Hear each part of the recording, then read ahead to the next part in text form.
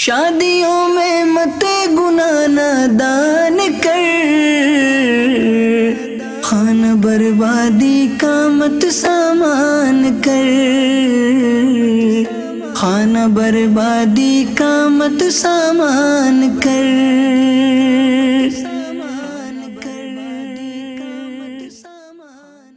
ہم کیوں شادی کر رہے ہیں؟ ماں باپ کی کیا نیت ہے؟ جو شادی کر رہا ہے اس کی کیا نیت ہے؟ جس لڑکی کی شادی ہو رہی اس کی کیا نیت ہے؟ اور وہ اس کو کس طرح کرنا چاہ رہے ہیں؟ اگر کوئی لڑکی پسند کرنی ہے، آپ کو اپنے گھر کے لیے بہو پسند کرنی ہے، تو اس کے لیے آپ کا نقطہ نظر کیا ہے؟ آپ کے ذہن میں اس کے کیا خاکہ ہے، کیا نقشہ ہے کہ چلو بیٹا 22 سال کا ہو گیا، 20 سال کا ہو گیا، 25 سال کا ہو گیا، اس کی شادی کرا دو۔ کیوں کرا دیں؟ شادی کے بعد کی وہ کیا آپ کی سوچ اور ذہنیت ہے جس پر آپ عمل کرنے کے لیے اس تو میدان عمل میں آ رہے ہیں؟ الحمدللہ رب العالمین والصلاة والسلام علی سید المرسلین، اما بعد فاعوذ باللہ من الشیطان الرجیم، بسم اللہ الرحمن الرحیم، الصلاة والسلام علیک یا رسول اللہ وعلی آلک وصحابک یا حبیب اللہ، الصلاة والسلام علیک یا نبی اللہ وعلی آلک وصحابک یا نور اللہ۔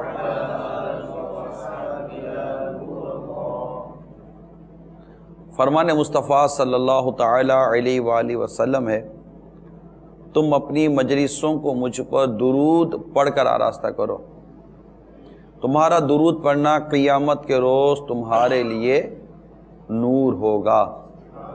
صلو علی الحبیب صلی اللہ تعالی۔ السلام علیکم ورحمۃ اللہ وبرکاتہ۔ وعلیکم السلام ورحمۃ اللہ وبرکاتہ۔ ایسا ابھی آپ نے نکاح کے بارے میں فرمایا کہ نکاح سنت ہے اور نکاح کی کئی فضیلتیں ہیں اور کئی اچھی اچھی نیتوں کے ساتھ نکاح کیا جا سکتا ہے، تو اگر جن کی نکاح ہو چکی ہیں، اب اس وقت یہ ذہن تھا کہ گھر والے کہتے تھے شادی کر لو اور ہم نے شادی کر لی، تو اب جنہوں نے شادی کر لی اس وقت یہ نیت نہیں تھی کہ آیا یہ فضیلت ملے گی، یہ نیتیں میں کروں گا تو یہ ثواب ملے گا، تو آیا یہ ثواب کا مستحق ہوگا نکاح کے بعد بغیر کسی نیت کے کی؟ اور اگر نہیں تو اب یہ ثواب کا مستحق کیسے ہو سکتا ہے؟ دیکھیں، نکاح کرتے وقت کی جو نیتیں تھیں وہ، اور بعض وہ نیتیں ہیں جن کا نکاح کے بعد کا کنٹینیو ہونا یہ بھی موجود ہے، ٹھیک ہے؟ تو اب جس نیت کا محل نہ رہا اس کی تو نیت نہیں ہو سکے گی، محل نہ رہا، لیکن جن نیتوں کا موقع اور محل حسب موقع موجود ہے ان نیتوں کے ساتھ اپنا وقت گزارتا جائے اور نیتیں کر کر اپنے آگے کے لیے ثواب کمانے کی صورتیں پیدا کرتا جائے، ہے نا؟ واللہ تعالی عالم ورسول عالم عز وجل وصلی اللہ تعالی علیہ وآلہ وسلم۔ صلو علی الحبیب صلی اللہ تعالی علی محمد، توبوا الی اللہ استغفر، صلو علی الحبیب صلی اللہ تعالی علی۔ السلام علیکم ورحمۃ اللہ وبرکاتہ۔ وعلیکم السلام ورحمۃ اللہ وبرکاتہ۔ حضرت، یہ بعض والدین ہوتے ہیں کہ وہ اپنے ہی خاندان میں لڑکی ڈھونڈ کر شادی کرتے ہیں لڑکے کی، تو کیا کوئی لڑکا ایسا ممکن ہے کہ جو مطلب کہ لڑکے کو یہ اختیار حاصل ہے کہ کوئی لڑکی خود ہی ڈھونڈ کے اسے نکاح کر سکے؟ اصل میں ڈھونڈنے کے لیے تو پھر اس کو لڑکیاں ڈھونڈنی پڑیں گی۔ اس میں یہ ہے کہ اگر جیسے کوئی لڑکی پر نظر پڑی اور وہ اچھی لگ گئی تو اس کے لیے نکاح کا پیغام بھجوا دے۔ اس طرح کہیں پڑھا نہیں ہے کہ وہ لڑکی لڑکا ڈھونڈنے کے لیے نکلے۔ اچھا، لڑکی لڑکا ڈھونڈنے کے لیے نکلے یہ ایک الگ صورت ہے، لیکن ضرور نہیں کہ ہر لڑکے کے پاس ایسے خاندان کے افراد ہو جو اس کے لیے شادی کا انتظام کر سکیں۔ تو ظاہر ہے کہ وہ چند لوگوں کو، جان پہچان والوں کو بولے گا کہ میں نکاح کا، شادی کا ارادہ رکھتا ہوں میرا نکاح یا شادی کروا دیجئے، تو وہ لوگ ڈھونڈیں گے نا، وہ معلومات کریں گے. لڑکا یہ لڑکے کا ڈھونڈنا ہی ہے. ایک شخص جو نکاح کا اب ذہن بنا چکا کہ میرے کو اب شادی کر لینی ہے، اب اس کے گھر میں یا اس کے قریب کوئی ایسے رشتہ دار نہیں ہے جن کو یہ کہہ سکے کہ یار میرے لیے نکاح کا میں ذہن رکھتا ہوں، میری شادی کروا دیجئے. تو اب ظاہر ہے کہ وہ ایسے اپنے جان پہچان والوں کو بولے گا کہ میں شادی یا نکاح کرنا چاہتا ہوں. اب دیکھ لیجیے اگر کوئی ایسی خاندان یا لڑکی ملے تو اب وہ 4 آدمی بھی بات کریں گے کہ یہ لڑکا ہم اس کو جانتے ہیں پہچانتے ہیں اور شریف لڑکا ہے. یوں ایک طرح سے میں بات کر رہا ہوں، شریف ہے اور نمازی ہے، پرہیزگار ہے، ماشاءاللہ سنتوں کا پیکر اسلامی بھائی ہے. اگر کیونکہ عموماً ماں باپ بھی اپنی بیٹی کے لیے چند لوگوں میں بات کرتے ہیں کہ ہماری بیٹی کہ ہم شادی کرنا چاہتے ہیں. یہی وہ باتیں ہوتی ہیں جو عموماً رشتوں کا ذریعہ بنتی ہیں. ہمارے یہاں پھر یہ ہوتا ہے کہ شادی کروانے والے اور والیاں کیا ایک پورے یہ بھی ایک یوں سمجھے کہ ہاں اس کا ایک شعبہ بنا ہوا ہے. تو بعض اوقات لوگ اس کی طرف کہہ دیتے ہیں، اس میں بھی بہت ساری شرعی خرابیاں ہیں اس شعبے میں بھی، لیکن اس کو یہاں وہاں کہہ دیا جاتا ہے تو ان کے پاس لسٹ ہوتی ہے، لڑکوں کے نام اور اتے پتے ہوتے ہیں اور ان کے خاندان ہوتے ہیں، لڑکیوں کے اتے پتے خاندان ہوتے ہیں. تو یہ پھر دیکھتے ہیں کہ بات چیت کرتے ہیں، یوں نکاح کروا دیتے ہیں. مگر اس طرح لڑکے کو لڑکی ڈھونڈنے کا کام سونپ دیا جائے، ایسا کہیں پڑھا سنا نہیں ہے تو مسئلہ ہو جائے گا. اللہ عمل کرنے کی توفیق عطا فرمائے. کوئی اور سوال ہو اس موضوع سے متعلق؟ السلام علیکم ورحمۃ اللہ وبرکاتہ. وعلیکم السلام ورحمۃ اللہ وبرکاتہ. میرا سوال یہ ہے کہ اگر لڑکے کی بات پکی کی جاتی ہے تو لڑکی والے اس کا بینک بیلنس یا فرینڈ سرکل یا کتنا کماتا ہے، کتنا پڑھا لکھا، یہ دیکھا جاتا ہے. جیسا کہ ابھی آپ نے ارشاد فرمایا کہ اس کے دینداری دیکھنی چاہیے، تو اس کے بارے میں ہماری رہنمائی فرما دیں.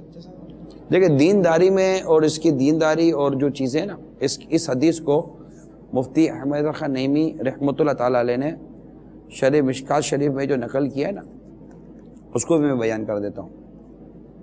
کہ آپ فرماتے ہیں جیسے حدیث پاک جو میں نے بیان کی، یہ میں نے احیاء العلوم سے پڑھ کر بیان کی، اس کو میں اب مشکات شریف سے پڑھ کر بیان کرتا ہوں. ٹھیک ہے، کہ سرکار صلی اللہ تعالی علیہ وسلم نے بیان ارشاد فرمایا، جب تمہیں پیغام نکاح وہ شخص دے جس کی دینداری اور اخلاق تم کو پسند ہیں تو نکاح کر دو. اگر یہ نہ کرو گے تو زمین میں فتنے اور لمبے چوڑے فساد برپا ہو جائیں گے. جو آپ کو میں نے شرح بیان کی نا، وہ اس کے دوسرے حصے کی تھی، زمین میں فتنے اور فساد برپا ہو جائیں گے. پہلا حصہ یہ ہے کہ جب تمہیں پیغام نکاح وہ شخص دے جس کی دینداری اور اخلاق تم کو پسند ہیں. تو اس کی وضاحت یہ ہے کہ اس میں جو خطاب ہے نا، اس میں جو کہا جا رہا ہے، یہ لڑکی کے جو اولیاء کو ہیں جو اس کی شادی کرواتے ہیں. چونکہ عادتاً عورت خصوصاً کنواری لڑکی ہوتی ہے کہ اولیاء سے ہی نکاح کی گفت و شنید کی جاتی ہے، لڑکی سے ڈائریکٹ تو نہیں کی جاتی. اس لیے ان سے ارشاد فرمایا گیا. اس سے معلوم ہو رہا ہے کہ سنت یہ ہے کہ لڑکے والے پیغام دیں لڑکی والوں کو، اگرچہ اس کا عکس بھی جائز ہے، یعنی اگر اس کا الٹا بھی ہو جائے کہ وہ اس کو دے تبھی جائز ہے. اچھا، اب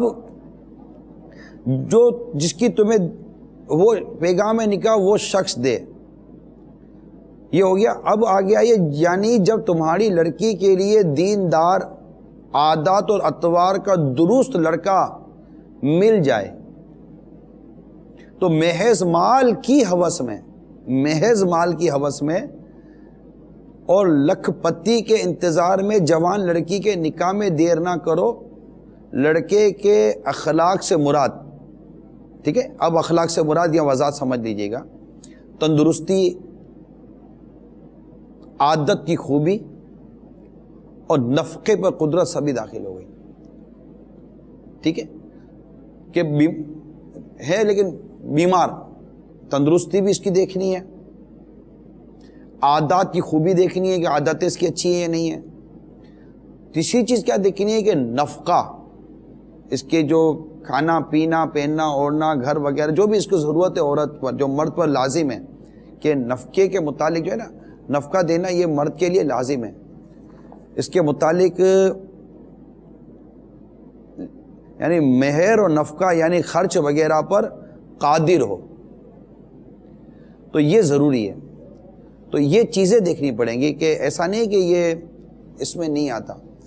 پھر اس میں کف کا بیان الگ ہے لڑکا ڈھونڈنے میں، وہ ہے مطلب برابری کا دیکھنا، مگر اس میں لڑکا لڑکی کے مقابلے میں کچھ اپ گریڈ ہونا چاہیے.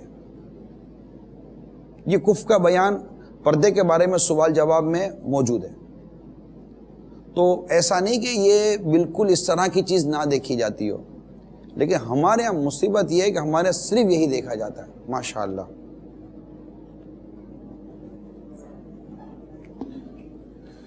شہزادے کی آمد مرحبا.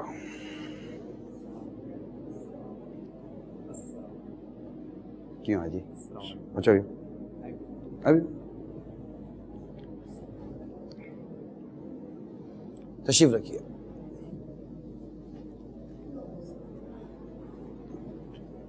ہمارے یہاں ہے یہ کہ صرف اور صرف یہاں پر لڑکے کے مال و دولت دیکھا جائے، یعنی یہاں تک بھی نہیں دیکھتے کہ یہ سود سے کماتا ہے یا رشوت سے کماتا ہے. یہ بھی آپ کا علم ہے کہ اگر لڑکے کی آمدنی کا تعلق سود ہے، رشوت ہے، ناجائز و حرام ہے، تو عموماً لڑکی والوں پر اس کا کوئی ایسا فرق نہیں پڑتا. جیسے اپنے میں جائے کمائی تو سارو ہے، کمانے اپنا پہلا سوال ہے کمانے کو ہے. دو چیزیں مین دیکھتے ہیں، دکھتا کیسا ہے، کماتا کتنا ہے. ٹھیک ہے، یعنی دونوں کا تعلق ظاہر سے ہے، اس کے باطن کو کون چیک کرے گا؟ اب یہ شادی کے بعد آپ کی بیٹی کو گالیاں دے گا، کوسنے دے گا، غصے کے مارے مار کر اس کو دموا کر دے گا، لڑکی کی غلطی کی صورت میں اسی کے ماں باپ کو گالیاں دے گا. کیا دے گا؟ کبھی یہ سوچا ہم لوگوں نے؟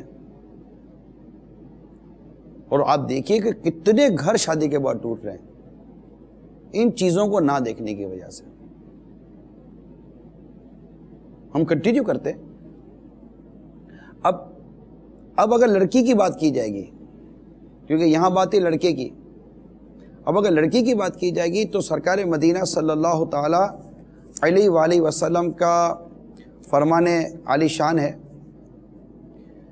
کہ عورت سے 4 وجوہات کی بنا پر نکاح کیا جاتا ہے. 4 وجہ ہوتی ہیں جس کی وجہ سے عورت سے نکاح کیا جاتا ہے. اس کے مال پر، خاندان پر، حسن پر اور دین پر. تم دین والی کو اختیار کرو. اب یہ جو حدیث پاک ہم نے سنی، جو پچھلے سلسلے میں ہم نے جو لڑکے کے متعلق ہم نے سنا کہ دینداری اور اخلاق وغیرہ کے حوالے سے، تو یہاں پر لڑکی کی بیان کیا گیا کہ اگر اب تم کو لڑکی تلاش کرنی ہے، بیٹی بہو تلاش کرنی ہے، اگر کوئی شخص اپنے لیے بیوی چاہتا ہے تو اب اس کے لیے جو چیزیں ضروری ہیں نا اس کا بیان کیا جا رہا ہے. تو یہاں پر 4 چیزیں بیان کی گئیں. مفتی احمد یار خان نعیمی رحمۃ اللہ تعالی علیہ فرماتے ہیں، یعنی عام طور پر لوگ عورت کے مال، جمال اور خاندان پر نظر رکھتے ہیں، ان چیزوں کو دیکھ کر نکاح کرتے ہیں، مگر تم عورت کی شرافت و دینداری تمام چیزوں سے پہلے دیکھو. مال و جمال فانی چیزیں ہیں، دین لازوال دولت. نیز دیندار ماں دیندار بچے جنتی ہے. یا ڈاکٹر اقبال کا شعر مفتی صاحب نے لکھا ہے کہ بے ادب ماں با ادب اولاد جن سکتی نہیں. بے ادب ماں با ادب اولاد جن سکتی نہیں، معدن زر معدن فولاد بن سکتی نہیں. تو مفتی صاحب نے یہ حدیث پاک جو بیان کی اور اس کے ساتھ جو ہم نے یہ شرح دی، تو اسلامی بہنوں کی تلاش کے لیے بھی یہ چیز دیکھی جائے گی کہ خاندان بھی دیکھنا ہوتا ہے، حسن و جمال بھی اپنی جگہ پر، ہر ایک کی اپنی اپنی جدا جدا اہمیت ہے. لیکن مفتی صاحب نے کتنی خوبصورت بات کی کہ مگر تم عورت کی شرافت و دینداری تمام چیزوں سے پہلے دیکھو،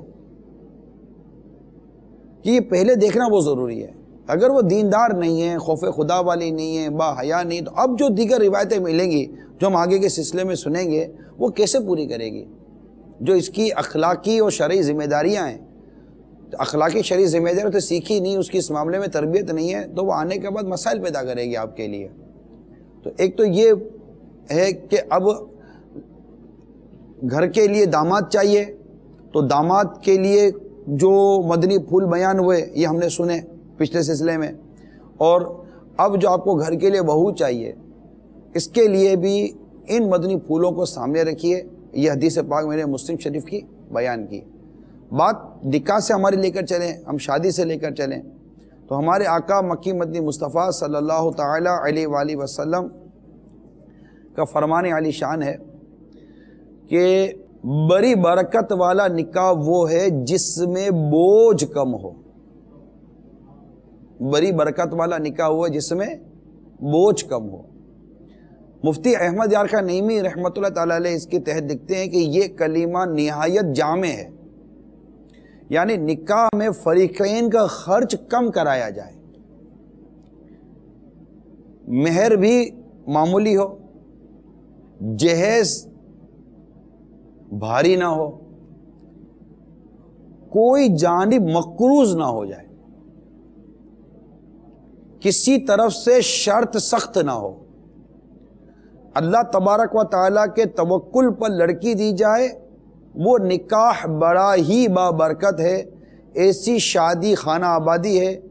آج ہم حرام رسموں، بے ہدا رواجوں کی وجہ سے شادی کو خانہ بربادی بلکہ خانہ بربادی بنا لیتے ہیں۔ اللہ تعالیٰ اس حدیث پر عمل کی توفیق عطا فرمائے۔ تو اب نکاح جیسی عظیم شے جس سے دین و ایمان کا تحفظ، نظر کا تحفظ، شرمگاہ کا تحفظ، معاشرے کو فتنے فساد سے بچانے کا جس میں تحفظ ہو، اتنے ساری برکتیں اور اتنے سارے تحفظات اور اتنی ساری اس کی فضیلت ہم نے جو پچھلے سلسلے میں سنی ہیں۔ اب اس نکاح کو کرنے کے لیے کتنا خوبصورت مدنی پھول میرے آقا مدینہ راحت قلب و سینہ صلی اللہ تعالی علیہ وآلہ وسلم نے ہمیں عطا فرمایا کہ برکت والا نکاح وہ ہے جس میں بوجھ کم ہو۔ اب یہ ایک اتنا وسیع موضوع ہے کہ اس موضوع پر جتنا میں کہتا ہوں کلام کریں اتنا کم ہے۔ ہر شادی اس وقت ہونے والی ہمارا موضوع بن سکتی ہے۔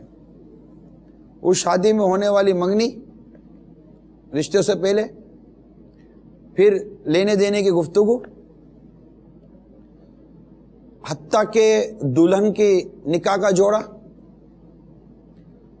دولہے کا جوڑا، پھر دلہن کی ماں کو کیا ملا، دلہن کی بہن کو کیا ملا، دولہا۔ بعض قوم ہے جس میں دلہن سر فہرست ہے کہ ان کو کیا ملا، وہ لڑکے والے وہاں دبتے ہیں، مگر عمومی طور پر جب ہم بات کرتے ہیں تو زیادہ تر لڑکی کا پہلو کمزور اور لڑکے والوں کا پہلو غالب ہوتا ہے۔ اچھا، اب بات یہ آتی ہے بعض جگہوں پر کہ جناب جو دینا ہے نا آپ بیٹی کو دو، یا چلے اگر آپ اپنے داماد کو خوشی سے دینا چاہتے ہو دے دو۔ چلو اب اگر داماد کو بھی دینا چاہتا ہے اگر لڑکی کا باپ، تو داماد کی ماں کہاں سے آ گئی، اس کی مطلب وہ ساس کہاں سے آ گئی؟ اب لڑکا بھی سیانا کہ میری ماں کے لیے کیا آیا، میری بہن کے لیے کیا آیا، وہاں سے بہن پوچھتی ہے کہ ہمارے لیے کچھ بھی نہیں آیا، تیرے لیے آتا ہے۔ اب یہ ناک کٹوا کر سسرال میں اپنی بہن کے لیے بھیک مانگتا ہے، یہ معزز بھکاری کہلاتے ہیں۔ اس طرح کے داماد یہ معزز بھکاری کہلاتے ہیں جو اپنے سسرال سے بھیک مانگتے رہتے ہیں، ان کی زندگی بھیک مانگنے میں گزر جاتی ہے۔ سسرال کا ہی مال کھا کھا کر یہ بڑے ہونے کا، آگے بڑھنے کا ذہن ہے، بڑے تو ہو گئے تھے تبھی تو شادی ہوئی ہے، یہ سسرال کا مال کھانے کا ان کا ذہن ہوتا ہے۔ اور لڑکی کیا دیتی تو گویا کہ انہوں نے زندگی بھر کا ایگریمنٹ کروا لیا ہے کہ جب بھی داماد صاحب کو ضرورت ہوگی ہم بیٹھے ہوئے ہیں، ہم قرضہ لے کر بھیک مانگ کر بھی داماد کا پیٹ بھریں گے، ہماری بیٹی کی ساس کا پیٹ بھریں گے، ہماری بیٹی کی نند کا پیٹ بھریں گے، ایون کہ اس کی بیٹی کی نند کے شوہر کو بھی قرضہ چڑھ گیا تبھی اتارے گی اس کی بھابھی کی ماں، اس کی بھابھی کا باپ کہ اب ہم کو تھوڑا پیسے دو ورنہ تمہاری بیٹی تکلیف میں آ جائے گی. اتنا ظلم و ستم. یعنی شادی سے جیسا بھی پچھلے سلسلے میں ہم نے بات کی کہ حج کے لیے گئے، حج سے آئے. آپ بتائیے ہماری میمن کمیونٹی میں تو یہ ہے. میں میمن ہوں، اسپیشلی ہماری باٹوا کمیونٹی، میں باٹوے کا ہوں. باٹوا کمیونٹی میں تو بعض جگہ پر حد ہے، یہ سب کو پتہ ہے، حد ہے. اللہ تبارک و تعالی ہمیں غیر شرعی تمام کاموں سے بچنا نصیب فرمائے. حد ہو گئی، اور گھر کے معاملے میں حد ہو گئی، لینے دینے کے معاملے میں حد ہو گئی. پھر کہتے ہیں جناب باٹوے والوں میں بھی طلاق کم ہوتی ہے، تو طلاق اپنی جگہ پر کم ہوتی ہے، اس کا انکار نہیں ہے. لیکن یہ جو ظلم ہو رہا ہے، یہ جو زیادتی ہو رہی ہے، اور یہ جو مطلب کہ گلے دبائے جا رہے ہیں، اور بعض رشوت کے حکم میں بعض چیزیں، اس کا کون سد باب کرے گا؟ اب لے کر آپ بولو کہ طلاق کم ہو گئی، تو گویا کہ طلاق نہ ہونے کی صورت میں آپ رشوتیں کھا رہے ہو. یہ تو کوئی مطلب، میں باٹوے والا ہوں، مجھے بولنے میں کیا ہے؟ جہاں ایسا ہو رہا ہے، جس کمیونٹی میں ایسا ہو رہا ہے، جس قوم میں ایسا ہو رہا ہے، سب کو اس معاملے میں درس سے عبرت حاصل کرنا چاہیے کہ وہ اپنی بیٹی کو بچانے کے لیے آپ کا گھر زندگی میں بھرتا رہے. نئے سے نئے پھل آپ کے گھر پر آئیں، اور آپ عجیب قسم کی مطلب کہ سوچ ہیں کہ نیا پھل کا موسم آیا تو آپ کی فوراً نظر بیٹی کے سسرال پر چلی گئی. دیکھو وہاں سے کیا آتا ہے، سونے میں کیا آتا ہے، چاندی میں کیا آتا ہے، کپڑے میں کیا آتا ہے، سردی میں کیا آتا ہے، گرمی میں کیا آتا ہے، خزاں میں کیا آتا ہے، بہار میں کیا آتا ہے، اس کی شادی میں کیا آتا ہے، اس کی منگنی میں کیا آتا ہے، ماں کو کیا آتا ہے، بہن کو کیا آتا ہے. حد ہو گئی یار، یقین مانیے حد ہو گئی ہے. اس کو کچھ روکنے کی کوشش کریں. جو میرے ناظرین اور حاضرین ہیں، جو بھی ہیں، آپ کو اگر اللہ تبارک و تعالیٰ نے کوئی ایسی قدرت دی ہے، کوئی ایسی طاقت دی ہے، آپ کے پاس کوئی ایسے بولنے کے لیے موقع ہیں، پلیز بولیے. ایک اچھی اور منفرد ایک مخصوص انداز میں، جہاں جس طرح بول سکتے ہیں، جو دائرہ کار ہے ہمارا بولنے کا، اس میں بولیے. اور کسی صورت شادی کو ہلکے بوجھ والی بنا دیں. میں نے پچھلے سلسلے میں آپ کو بیان کیا کہ سرکار مدینہ صلی اللہ تعالی علیہ وآلہ وسلم نے اپنے ایک صحابی کی شادی کیسے کی؟ انہوں نے کہا کہ میرے پاس مال نہیں ہے، ایک گٹلی جتنا سونا جمع ہوا، ایک گٹلی جتنا سونا. نکاح ہو گیا، نکاح ہونے کے بعد ولیمہ، تو صحابہ نے مل کر ایک بکری ذبح کر دی، اسے ولیمہ ہو گیا. اب یار کیسی مدینہ شادی تھی یار. اب تو اتنا تو پیٹ بھر کے تو سونا دینا پڑتا ہے. ایسے حالات کے اندر نکاح مشکل ہو گئے. جب نکاح مشکل ہوئے تو آپ دیکھیے کہ بہت ساری کنواری بیٹیاں بیٹھی ہوئی ہیں، کنواری بچیاں بیٹھی ہوئی ہیں، اور بہت سارے نوجوان شادی نہیں کر پا رہے، مہنگائی کی وجہ سے، اخراجات کی وجہ سے. اب تو مارکیٹ مشہور ہو گیا، تو مارکیٹ کا نام نہیں لینا، مارکیٹ مشہور ہو گیا، یہ جہیز مارکیٹ ہے، سارا جہیز یہاں سے مل جاتا ہے. تو نیچے سے لے کر اوپر تک، آگے سے لے کر پیچھے تک، بیڈ شیٹ سے لے کر تولیے تک، صابن سے لے کر شیمپو تک. السلام علیکم ورحمۃ اللہ وبرکاتہ. وعلیکم السلام ورحمۃ اللہ وبرکاتہ. آج کل یہ دیکھا جاتا ہے کہ لڑکی اور لڑکے کا نکاح کر دیا جاتا ہے، اور پھر کچھ عرصے بعد، یعنی کہ سال یا 6 مہینے کے بعد رخصتی کی جاتی ہے. تو پہلے تو یہ کہ کیا یہ درست ہے کرنا؟ اس کے علاوہ نکاح کرنے کے بعد لڑکا لڑکی کے جو ماہانہ اخراجات ہے وہ اٹھانے پر اس کو مطلب اٹھانا ضروری ہے اس صورت؟ دیکھیں، رخصتی میں اگر گیپ ہے تو شرعاً تو جائز ہے، اس میں شرعاً کوئی ناجائز ہونے کی صورت نارملی طور پر نہیں ہوتی. کہ نکاح ہوا اور اس کے سال کے بعد، 2 سال کے بعد اگر رخصتی کی کوئی صورت ہے تو ٹھیک ہے. سرکار صلی اللہ تعالیٰ علیہ وسلم کی ام المومنین عائشہ صدیقہ رضی اللہ تعالیٰ عنہ سے جو نکاح ہوا تو رخصتی بعد میں ہوئی تھی، تو یہ تو صورت موجود ہے. اور دوسرے، رخصتی سے پہلے کیا عورت پر مرد نکاح ہو گیا تو کیا اس کے پر اس رخصتی سے پہلے اس عورت کا نان نفقہ واجب ہے یا نہیں ہے ایسی صورت میں؟ جی مفتی صاحب آپ کیا فرماتے ہیں؟ بسم اللہ الرحمن الرحیم. الحمدللہ رب العالمین والصلاة والسلام علی سید الانبیاء والمرسلین. یہ ایک عام طور پر سوال پوچھا جاتا ہے کہ اگر نکاح ہو جائے اور رخصتی نہ ہو، تو جس طرح عام شادی کی صورتوں میں جب رخصتی بھی ہو جاتی ہے تو بیوی کا نفقہ شوہر دیتا ہے، تو جب رخصتی نہیں ہوئی تو کیا اس صورت میں بھی شوہر پر اس کا نفقہ ہوگا یا نہیں؟ یہ ایک اہم سوال ہے. اس کا جواب بھی فقہاء کرام نے اپنی کتب کے اندر اس کی صورتیں بنا کر دیا ہے۔ اس کی جو دو بڑی موٹی صورتیں بنتی ہیں وہ یہ ہیں کہ اگر شوہر نے رخصتی کا مطالبہ کیا ہے اور اس کا یہ مطالبہ ہے کہ نکاح کے بعد رخصتی کر دی جائے تاکہ بیوی اس کے ماتحت آ جائے، تو اور بیوی انکار کرے، اگر بیوی انکار کر دے گی اس مطالبے کی صورت میں تو نفقے کی مستحق نہیں ہے، شوہر پر اس کا نفقہ نہیں ہوگا۔ اور اگر شوہر نے مطالبہ ہی نہیں کیا رخصتی کا، دونوں اپنے اپنے انداز میں رہ رہے ہیں، وقت آنے پر رخصتی ہوگی، تو اس صورت میں شوہر کو بیوی کا نفقہ دینا ہوگا۔ جس صورت میں انکار کی بات فقہاء کرام کرتے ہیں کہ بیوی نے انکار کر دیا تو نفقے کی مستحق نہیں ہے، اس میں بھی دو صورتیں بنتی ہیں کہ اگر انکار کرنے میں وہ حق بجانب ہے، جیسا کہ شریعت نے اس کو بعض رخصتیں دی ہیں، مثلا مہر کی ایک وہ قسم ہوتی ہے جو فوراً ادائیگی جس کی ضروری ہوتی ہے، جسے مہر معجل کہتے ہیں۔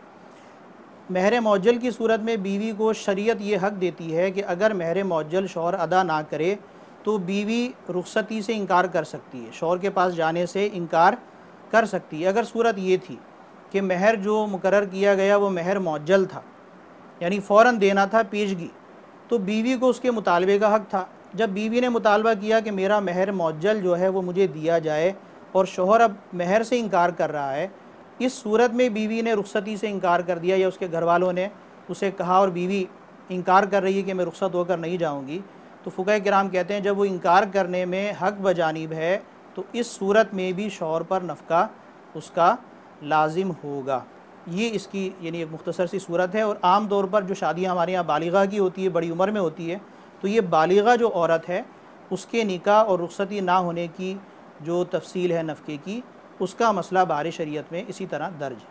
السلام علیکم ورحمۃ اللہ وبرکاتہ۔ وعلیکم السلام ورحمۃ اللہ دیکھیے وبرکاتہ۔ پہلے ون ڈش کا کافی وہ ہو گیا تھا، ٹھیک ہے نا، اس کے بعد پھر آہستہ سے دوبارہ کھانا ہے، یعنی 6 قسم کے کھانے ہوتے ہیں، 8 قسم کے کھانے ہوتے ہیں، اور کئی کھانے ہوتے ہیں۔ آج مہندی کا ہو رہا ہے تو کل یہ ہو رہا ہے، آخری ولیمہ ہوتا ہے، یعنی 6 7 8 دن تو کھانے چلتے رہتے ہیں، اکثر دیکھا گیا ہے، اس پہ بھی کوئی روک ٹوک نہیں ہے۔ پہلے یہ ہوا تھا کہ ون ڈش پہ آ گئی تھی بات تو کچھ عرصہ رہا، پھر دوبارہ آج کل دیکھیں 12 بجے 12:30 بجے کھانا شروع ہوتا ہے، اور تقریباً جب لوگ باہر نکلتے ہیں تو تقریباً 2 2:30 بجے ہوتے ہیں، اور جو بھی جن کے پاس گاڑی ہوتی ہے بیچارے چلے جاتے ہیں، جو غریب ہوتے ہیں وہ آپ کو پتہ ہے ہمارے جیسے پھر وہ ادھر ادھر رکشہ تلاش کرتے ہیں کہ کیا کرنا چاہیے۔ دیکھیے ہر چیز کو ہم شرعاً ناجائز نہیں کہتے، ٹھیک ہے، لیکن آپ کی بات کی میں تائید کرتے ہوئے کہہ رہا ہوں کہ بعض کام ایسے ہیں جو اخلاقی طور پر اگر نہ کیے جائیں تو اس سے معاشرے میں بڑی بہتری آ سکتی ہے، کہ عام لوگوں کو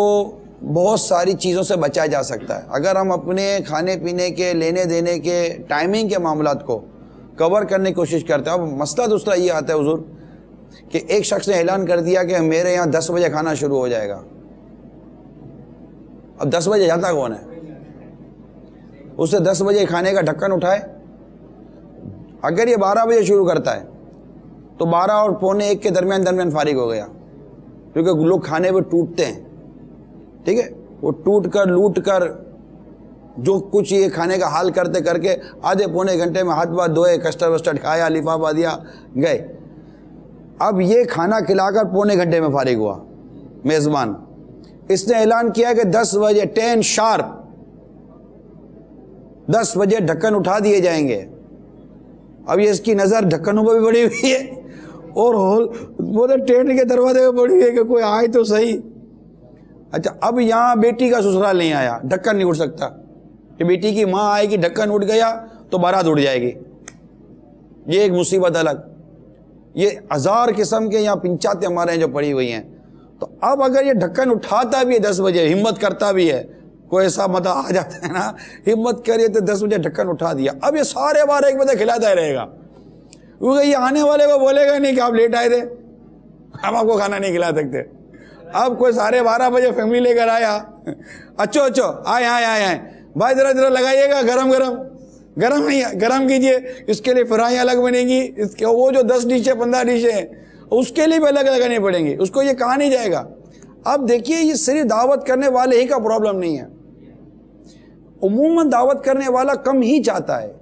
دیکھیں اصل جو باپ ہے نا وہ تو کہتے نا پپا میمنے میں ڈکھی جو ڈاڑیو، وہ بالکل وہ दुख ही दुख पाल रहा होता है, वो खर्च भी कर रहा होता है, बांट भी रहा होता है और परेशान भी होता है। यार होगा क्या? ये अजीब व गरीब हमारी ये इस हदीस पाक पर अमल ना होने की वजह से हम बहुत फितनों में पड़े हुए हैं। तो अब ये सब कुछ कर रहा है, बेटी को दिया, 10 साल हो गए बेटी की शादी को, फिर भी इसको तंज, अभी तक इसका कर्ज उतरा भी नहीं है। बेटी की शादी का जो कर्ज लिया था अभी तक उतरा नहीं है, लेकिन और कर्जा चढ़ता चला जा रहा है। अब ऐसी सूरत हाल के अंदर एक और साइड इफेक्ट क्या है कि बेटी पैदा हुई तो बाप का मूड खराब हो गया। ये कितना गंदा साइड इफेक्ट है। पहले दौरे जहालियत के अंदर बेटी पैदा होती थी तो वो एक आर बनती थी कि बेटी का यूं, बेटी का यूं, बेटा यूं। अभी भी आर की सूरतें हैं, लेकिन अब शादी का भी मामला, यानी यूं समझो बेटा पैदा हुआ तो आमदनी आई, बेटी पैदा हुई खर्चा गले बढ़ गया। अब ऐसी सोचें जब हमारी बन गई हैं, जबकि ये सोच गलत है। अगर बेटी अल्लाह ताला ने दी है तो बेटी ये अल्लाह ताला की रहमत है, बहुत बड़ी रहमत है, और बाप की आंखों की ठंडक है, बाप के दिल का सुकून है, बाप के दिल का चैन है बेटी। इतनी मतलब कि उसकी राहत है। लेकिन आप गौर कीजिए कि ये सब के सब कैसा उल्टा हो गया। आदमी औलाद की तमन्ना में शादी करता है। आदमी जो मैंने पहले जो आपको पिछले सिलसिले में जो बयान किया कि शादी की नीयत क्या है, चंद नियतों में एक नियत क्या है, औलाद का हुसूल सवाब के लिए। तो औलाद के हुसूल की नियत लेकर वो तो शादी की, अब औलाद पैदा हुई तो अब औलाद सर का दर्द बन रही है। ये कितनी अजीब व गरीब हमारे यहाँ कैफियत बन गई है। तो अर्ज करने का मकसद ये है कि हमारे यहाँ जो दावतों का जो रुझान है, तो जल्दी आने वाले के लिए भी प्रॉब्लम है, देर से वाले के लिए प्रॉब्लम है। तो जब तक मिलजुल कर कोई मजबूत कानून, अच्छा कानून पे गरीब अमीर सबके लिए सेम हो, ऐसा नहीं कि जनाब अगर आपने एक कानून तोड़ा तो 20,000 रुपये का फाइन। अब जिसने अपनी शादी पर 20 लाख रुपए खर्च कर दिए, उसको 20,000 रुपये क्या चुभता है यार, 20,000 रुपया वांधो ने। ये गोया के समझो कि कम्युनिटी ने अपने लिए चंदा जमा करने के लिए कोई कानून बना दिया, थाने वालों ने अपने पैसे ले लिए, लगे रहो। तो ये जब तक के करप्शन के और कानून तोड़ने के इन रास्तों को नहीं रोका जाएगा, उस वक्त तक होगा नहीं। इसलिए देखे ताज़ीर बिल माल जो है ना, माली जुर्माना, इसके साइड इफेक्ट बहुत हैं। माली जुर्माने से अमीर आदमी तो बच जाएगा ना। बाज़ ममालिक में ट्रैफिक के कानून बहुत सख्त हैं, लेकिन इतना चालान होता है वहां पर, इतना चालान होता है, इतना चालान होता है, ये समझे कि करोड़ों रुपए चालान की सूरत में पुलिस को मिलते हैं। और ये जिनके चालान हुए ना, अगर इनकी फहरिस्त निकाली जाए ना, तो इनमें ज्यादातर बड़े खानदान के लोग होते हैं, जिनको इस बात की कोई परवाह नहीं है कि हमको कितने लाख रुपए चालान देना पड़ा। ये मैं आपको मतलब फैक्ट्स एंड फिगर के साथ बता सकता हूं, लेकिन चूंकि एक तहफुजात होते हैं, ना मुल्क का नाम लेते हैं, ना इस तरह की चीजें हम बयान नहीं करते। तो अब चूंकि वहां पैसे मिल गए, पैसा है उसके पास, तो उसके नजदीक कानून की अहमियत नहीं। जो गरीब आदमी है उसको ये कि पैसा जेब से चला जाएगा। तो पैसे के बजाय कानून को ऐसा बना दिया जाएगा कि सामने वाले को लगेगा यार ये हो जाएगा। मिसाल के तौर पर शरण जाए तो दूल्हा 2 दिन के लिए बंद हो गया, गए, अब क्या होगा, 12 घंटे के लिए बंद हो गया। तो अब क्या करेंगे? अब मिसाल के तौर पर दूल्हा कहीं जा रहा है, इसकी अगले दिन शादी है, अल्लाह ना करे कुछ हादसा हो गया, तो दूल्हे से कोई गलती हो गई, पुलिस से उठा कर इसको बंद कर दिया। अब इसके खानदान वाले दुनिया की दौलत देके भी लड़के को छोड़ेंगे, कल इसको सेहरा बांधना है, क्योंकि उसको बाहर निकालना है। अब ना निकले तो ऐसी सूरत हाल के अंदर जब कोई चीज बंद करेंगे ना, तो कानून पर अमल होने की सूरत बन सकती है, अदरवाइज बहुत मुश्किल है।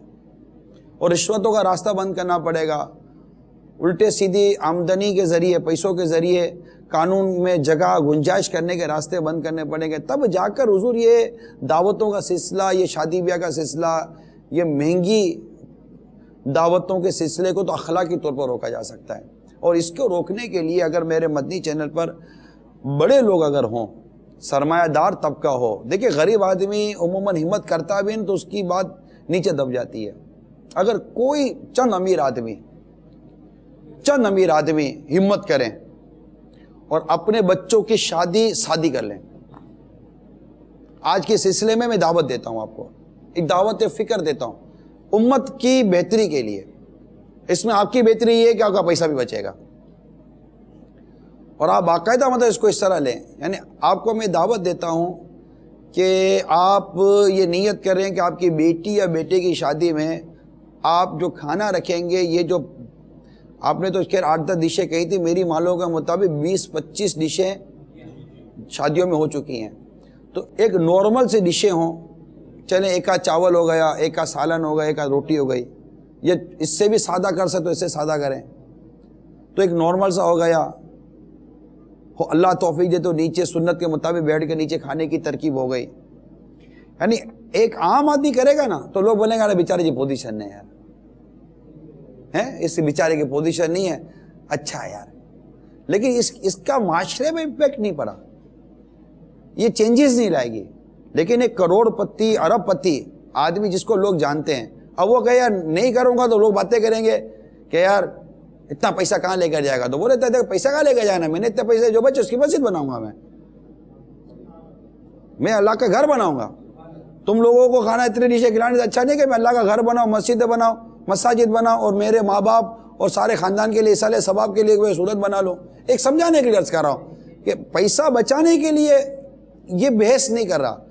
ایک معاشرے میں اخلاقی خرابی, اخلاقی برائی اور غریب لوگوں کو جو مطلب جس میں پیس رہی ہے غربت, غریب لوگ, غریب طبقہ یا مڈل طبقہ. غریب طبقہ تو کہہ کر نکل جاتا ہے میں غریب ہوں, امیر طبقہ یہ کہہ کر کام کر لیتا ہے کہ میرے کو بہت کمی کیا ہے. بیچارہ وہ جو سفید پوش وائٹ کالر پرسن ہے جو امیر بھی نہیں ہے غریب بھی نہیں ہے اور بتا بھی نہیں سکتا کہ میرے پاس پیسہ کم ہے, وہ بولتا ہے کہ میرا کاروبار چلا جائے گا, میرے پاس رشتے نہیں آئیں گے, میرے معاشرے میں پوزیشن خراب ہو جائے گی. تو ایسا مڈل طبقہ جو ہے وہ تو پھنسا. تو اگر بڑے لوگ کروڑ پتی ارب پتی جو واقعی معاشرے میں جن کی بات ہے, اگر وہ اس طرح کوئی کلچر ڈیولپ کرتے ہیں, کوئی ایسا نظام لے کر آتے ہیں, سادہ سے شادی کی, سادگی سے سارا نظام بنایا اور بے پردگی ختم ہوئی آپ کی دعوت میں. اب آپ کی دعوت میں وہ کون سا بڑا آدمی جو نہیں آیا ہوگا, اور آپ اس کو اللہ اخلاص نصیب فرمائیے. جو کچھ کہہ رہے ہیں اس کی شرعی رہنمائی لے لینی چاہیے. آپ اس کو پروموٹ کریں, آپ اس کو اس کی تشہیر کریں کہ الحمدللہ ہم نے کوشش کی ہے کہ ہم اپنے معاشرے میں سستی شادی کا رواج ڈالیں تاکہ ہمارے معاشرے میں موجود جو درمیانہ طبقہ یا غریب طبقہ ہے وہ احساس کمتری کا شکار نہ ہو اور قرضہ لے کر شادیوں میں نہ پڑے. اگر یہ نیت کر لیں گے حدیث پاک میں ہے کہ بوجھ کم ہو وہ شادی, میں اس حدیث پر عمل کرنے کی نیت کرتا ہوں. بالکل پہل اس پہ رکھیں اور پھر ساتھ ساتھ اس کے اور دیگر جو اخلاقی تقاضے وہ پورے کریں. جو حدیث پاک پر عمل کی برکت سے وہ اخلاقی معاملات ویسے درست ہو جائیں گے. تو اس انداز سے اگر ہمارا جو طبقہ ہے جن سے میں اس وقت عرض کر رہا ہوں, اگر یہ میدان عمل میں آ جائے, آپ کی بیٹے کی شادی ہے اور آپ باقاعدہ ذہن بنا لیں کہ مطلب کہ میں نے کسی قسم کا تقاضا نہیں کرنا. دیکھیں باپا نے بڑی خوبصورت بات کی ہے, اگر کوئی شخص اپنی بیٹی کو آپ کی بغیر مانگے خوشی سے پورا شعر اٹھا کر دے دیتا ہے تو اس کی خوشی ہے. تقاضا نہ کریں, ڈیمانڈ نہ کریں. ڈیمانڈ کرنے سے بعض اوقات اگلا تکلیف میں آ جاتا ہے, پریشر میں آ جاتا ہے. آپ منع کرنا سیکھیں نا. اور دونوں طرف بعض اوقات لڑکی والے بھی تھوڑے اس وقت آج کل بڑے مطلب غلط انداز اختیار کر رہے ہیں. ایسا ہماری بیٹی یوں رہے گی, یوں رہے گی, یوں رہے گی, بہت ساری چیزیں, ہم کو یہ ملا ہوا, یہ ملا ہوا ہے, ہمارے پاس کوئی کمی نہیں ہے. میں صرف معاشرے کی درستی کے لیے آپ کا تعاون چاہتا ہوں اور کچھ نہیں, کہ معاشرہ درست ہو جائے. اللہ عمل کرنے کی توفیق عطا فرمائے. صلو علی الحبیب صلی اللہ تعالی. حضرت سیدنا بشر بن حارث حافی رحمت اللہ تعالیٰ علیہ سے جب کہا گیا کہ لوگ آپ کے بارے میں کہتے ہیں کہ آپ نے سنت نکاح کو ترک کیا ہوا ہے, تو آپ نے فرمایا لوگوں سے کہہ دو کہ بشر تارک سنت نہیں بلکہ وہ تو فرض کی ادائیگی میں مشغول ہے. ایک بار جب آپ کو نکاح نہ کرنے کی وجہ سے برا بلا کہا گیا تو فرمایا مجھے نکاح سے صرف یہ فرمان باری تعالیٰ روکے ہوئے ہے، اور عورتوں کا بھی حق ایسا ہی ہے جیسا ان پر ہے شرع کے موافق۔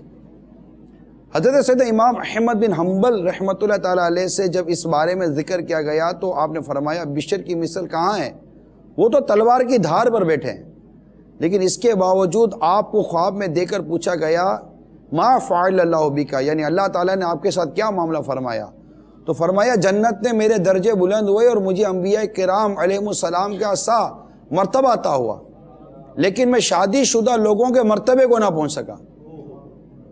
جبکہ ایک روایت میں کہ اللہ تعالیٰ نے مجھ سے ارشاد فرمایا مجھے یہ پسند نہیں کہ کوئی بندہ میری بارگاہ میں اس حال میں حاضر ہو کہ اس کی کوئی زوجہ نہ ہو۔ راوی فرماتے میں نے ان سے پوچھا کہ ابو نصر تمار کے ساتھ کیا معاملہ ہوا، فرمایا انہیں مجھ سے 70 درجے بلندی عطا کی گئی۔ میں نے عرض کی کس سبب سے، حالانکہ ہم تو آپ کو بلند مرتبہ سمجھتے تھے، فرمایا بیٹیوں اور اہل و عیال کے معاملے میں صبر کی وجہ سے۔ تو میرے میٹھے اور پیارے اسلامی بھائیوں اور مدنی چینل کے ناظرین، نکاح کرنا، زوجہ کا ہونا، اہل و عیال کا ہونا، یہ کتنی باعث برکت اور باعث سعادت بات ہے۔ لہذا اس میں جو لوگ کوتاہی کرتے ہیں ان کو کوتاہی نہیں کرنی چاہیے، جو گھر کے معاملات میں پڑھنے کا خوف رکھتے ہیں کہ پڑھ جائیں گے یہ ہو جائے گا وہ ہو جائے گا، یہ نہیں ہوگا۔ اللہ تعالیٰ نے ہر ایک کا رزق باندھا ہوا ہے اور آنے والی اپنے حصے کا رزق لے کر آتی ہے۔ اولاد جب دنیا میں آتی ہے تو اپنا رزق لے کر آتی ہے، بلکہ حدیث میں تو واضح ہے کہ مفلسی کے خوف سے نکاح ترک نہیں کرنا چاہیے، کہ سرکار مدینہ صلی اللہ تعالیٰ علیہ وآلہ وسلم نے ارشاد فرمایا یعنی جس نے مفلسی کے خوف سے نکاح ترک کر دیا وہ ہم میں سے نہیں۔ اس حدیث مبارک میں نکاح نہ کرنے کی وجہ یعنی مفلسی کے خوف کو برا کہا گیا ہے، نہ کہ نکاح نہ کرے، یعنی مفلسی کے خوف سے نکاح ترک نہ کرے۔ تو اللہ تبارک و تعالی ہم سب کو شریعت مطہرہ کے مطابق نکاح کرنے کے توفیق عطا فرمائے۔ ایک اور حدیث پاک میں ہے کہ تم میں سے جو مال و دولت وسعت رکھتا اسے چاہیے کہ نکاح کرے۔ تو یہ نکاح کے فضائل، نکاح کی اہمیت، نکاح کی ضرورت سے متعلق ہم 2 سلسلوں میں مدنی پھول لے کر چلے ہیں، سوال جواب کا کچھ سلسلہ بھی رہا۔ اللہ تبارک و تعالی ہم سب کو خطاؤں سے محفوظ فرمائے، اور ہمارے معاشرے میں جو نکاح کے معاملے میں جو کوتاہیاں ہو رہی ہیں، شادی بیاہ کے معاملے میں جو کوتاہیاں ہو رہی ہیں، منگنی کے معاملے میں جو کوتاہیاں ہو رہی ہیں، رب تبارک و تعالی ان سے محفوظ فرمائے۔ آئندہ سلسلے میں انشاءاللہ نکاح کے بعد کی بعض اب جو مدنی پھول ہیں وہ بیان کرنے کی کوشش کروں گا۔ اب تک جو نکاح سے متعلق، رشتے تلاش کرنے سے متعلق، شادی کیسی ہونی چاہیے اس کے متعلق، اور لڑکا اور لڑکی کے متعلق کیا سوچ ہونی چاہیے اس کے متعلق، کچھ دعوتوں وغیرہ سے بھی متعلق ہم نے مدنی پھول سنے۔ رب تبارک و تعالی عمل کرنے کی توفیق عطا فرمائے اور مدنی چینل کو خوب گھروں میں عام کرنے کی توفیق عطا فرمائے۔